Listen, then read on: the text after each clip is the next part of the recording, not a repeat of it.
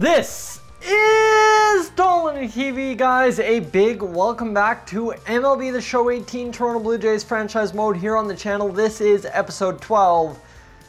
Let's friggin' get some, boys. As I am excited for this one. This is going to be a little bit of a simulation throughout the year, probably up to about that magical June spot of the year right before the draft. Let next episode be the draft. You know how that works from season number 1, 2018. So, what do we have to recap? If you're new to the channel, please subscribe. Definitely make sure you don't want to miss any further episodes. You've already missed 11, now 12. You don't want to miss 13, 14, 15, 16, and then all of a sudden we'll restart with OSFM 1.5, hopefully, or 2.0, we'll find out.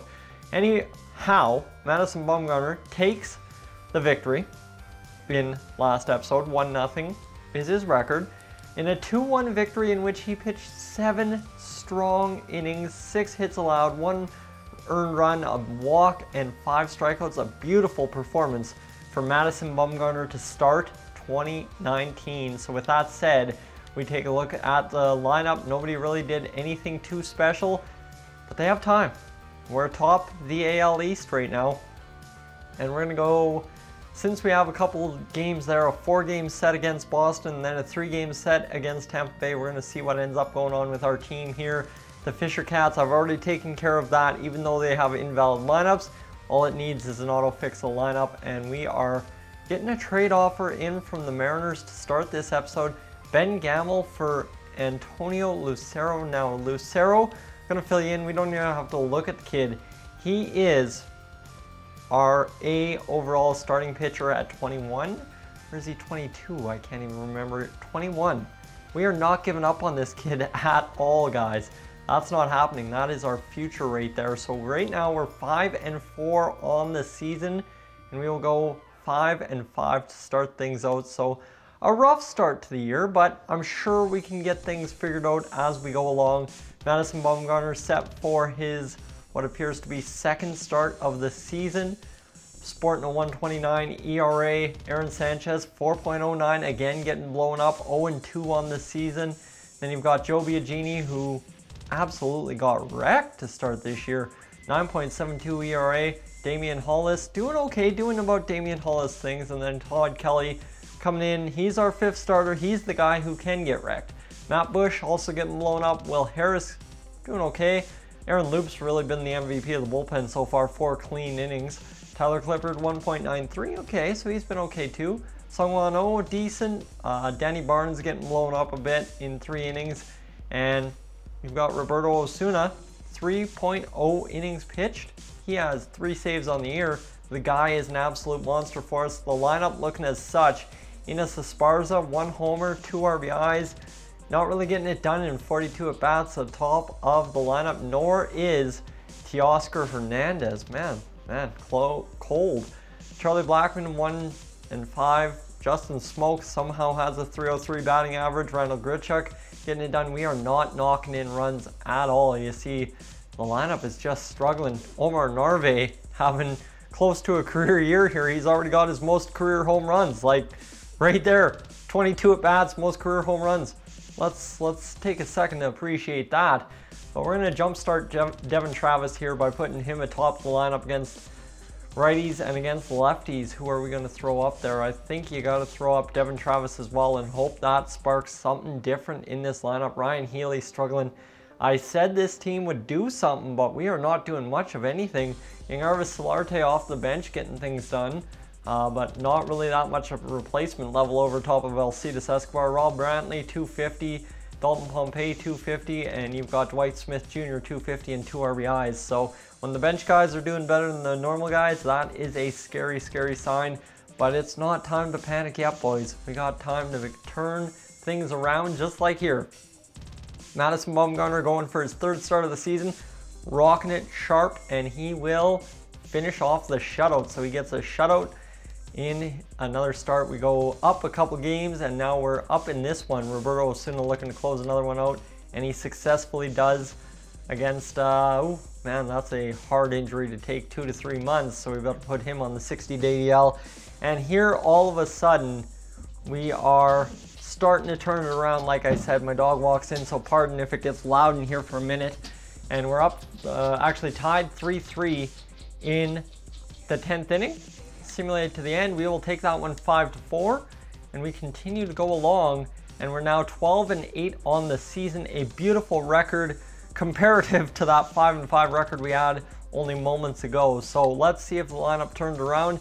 Devin Travis batting 194, Teoscar Hernandez batting 131, Charlie Blackmon 250, so he's starting to turn it on right there. 3 homers, 10 RBIs, starting to put production together. 3 homers, 8 RBIs for Justin Smoke. 3 homers, 7 RBIs. Like, where are the runs batted in here? 4 homers, 7 RBIs for Ryan Healy. Then you got Yangervis Solarte only batting, well, he's in starting now in place of Alcides Escobar, who's gone pretty cold. And then you've got Ines Esparza, 190 batting average. The true MVP, the new backup catcher. Why I wanted to get this guy so badly, I guess, in the offseason. He's coming in clutch, 8 RBIs, close to matching a career high, going for RBI number 40 next time around. Rob Brantley getting it done off the bench behind him. Dalton Pompey, a homer and 3 RBIs, and Dwight Smith Jr. in 8 at-bats, 375 batting average. Like, I just don't understand what's going on with our lineup here. I'm thinking we have to move Ryan Healy up, honestly. Give Ryan Healy the top time and move down Teoscar Hernandez, Yangervis Solarte up, and just let the bottom of the lineup figure it out. OMAR NARVAEZ having to move up, obviously, because he is not figuring anything out whatsoever. Ryan Healy right there, and we'll move NARVAEZ. You know what? Actually, for the sake of it, I'm going to move NARVAEZ into the 2-hole. See if he can generate a little bit something at the top of the lineup. He's got 24 speed. That's terrible speed, but he should be able to do something. Madison Bumgarner, the pitching is not the problem when it comes to Bumgarner on the hill. 3-0, 31 innings pitched, 33 strikeouts, .87 ERA, .94 whip. Aaron Sanchez starting to turn it on. He's got 3.65 ERA. Joe Biagini just mightily struggling in the rotation. Damian Hollis coming through in his normal fashion, and Todd Kelly, well, he's 2-2, can't blame him too much yet. Matt Bush struggling in the long relief role. Will Harris absolutely crushing it. You got Aaron Loop crushing it, Tyler Clippard crushing it, Sungwon Oh and Danny Barnes doing okay, and you've got Roberto Osuna, 5 saves on the season, not even out of the first month yet. So things looking good. We'll get through this rest of the month here. And Toronto is up 1-0, but it's again Madison Bumgarner on the hill, and the White Sox defeat us 2-1. That's a disappointing finish for Bumgarner, I'm sure. And we've got 1 to 2 weeks. We will keep him active and get another chance for Bumgarner to get a shutout here. 8 innings pitched, 4 hits, 3 walks, 9 strikeouts, and Bumgarner, 5 runs for us, 1 for the Yankees. We're tied 5-5. We're rallying now. NARVAEZ at the top of the lineup. We get it done. NARVAEZ comes around home. And down 1-0 here. Charlie Blackmon, Carrasco is trying to close us out. We'll simulate the end of that one. He does indeed. And we end up the month 18-13. All right. Panic? Not so much anymore, because we are 1 game back of the division lead, and we are in the top wild card spot. A+. Absolute A+, boys. That feels good to me. Devin Travis, 213 batting average. OMAR NARVAEZ. What is this guy doing, man? Like, sorry to ruffle up my hair worse than it already is. 320 batting average. This guy is coming out of a shell like none other. Charlie Blackmon, 259, knocking in some RBIs. Justin Smoke, 8 homers, 19 RBIs. So a rough first month turns into something that's starting to get pretty productive for us. Ryan Healy, 6 homers, 12 RBIs. He just needs to turn it on. Yangervis Solarte starting to get it done. Ines Esparza, not really doing what I hoped he would. He's really having a rough start, but he should turn it on eventually. And Teoscar Hernandez starting to get it done.